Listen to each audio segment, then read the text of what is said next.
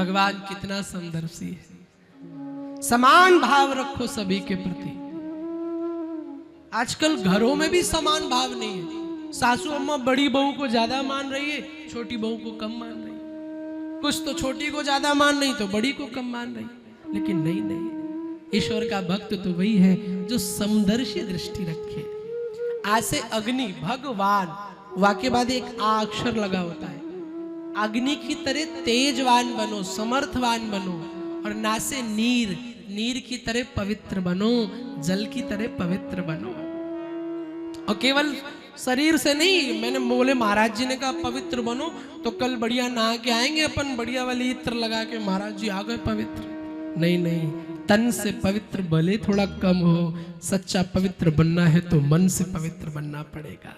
किसी के प्रति ईर्ष्या, किसी के प्रति निंदा, किसी के प्रति द्वेष जब तक जीवन में आपके है तब तक आप पवित्र नहीं हैं। जब ये चीजें दूर हो जाएंगी तो आप शुद्ध हो जाएंगे। और जैसे ही आप शुद्ध हुए, भगवान दोनों हाथ उठा करके आ जाएगा, अब तो ये मेरा हो गया, अब तो ये मेरा हो गया, अब तो ये मेरा हो गया।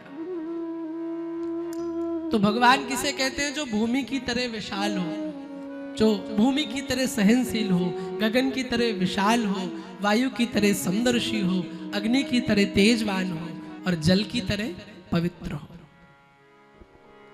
इसे कहते हैं भगवान। कोई मिरेकल करने वाला नहीं है ना। आजकल हमारी कमी है, ये है हमारी श्रद्धा वहां से जुड़ रही है जहां बहुत बड़ा चमत्कार हो रहा है।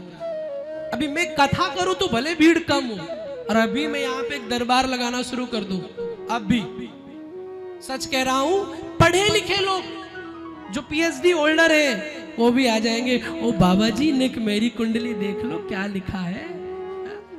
अरे मत पढ़ो इस चक्कर में। सबसे बड़ा सहारा मेरा योगेश्वर कृष्ण है। जब वो तुम्हारा हो गया, दुनिया तुम्हारा कुछ नहीं बिगाड़ पाएगी।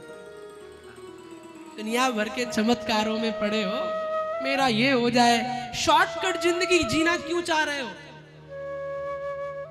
हमें चाहिए शॉर्टकट लाइफ, मेहनत करनी ना पड़े, कोई बाबा मिल जावे, एक बूटी दे देवे, सोई काम हो जाएगा।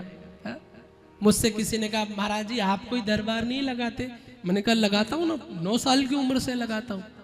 मैंने कहा बोले कौन सा? मैं तो आज सुना ही नहीं आज तक।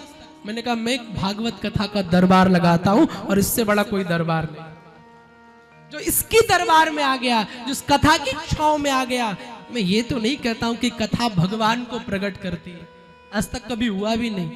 लेकिन हाँ, कथा भगवान से मिलने का रास्ता जरूर बताती है। और एक बार रास्ता पकड़ लिया तो भगवान मिलेंगे ही मिलेंगे।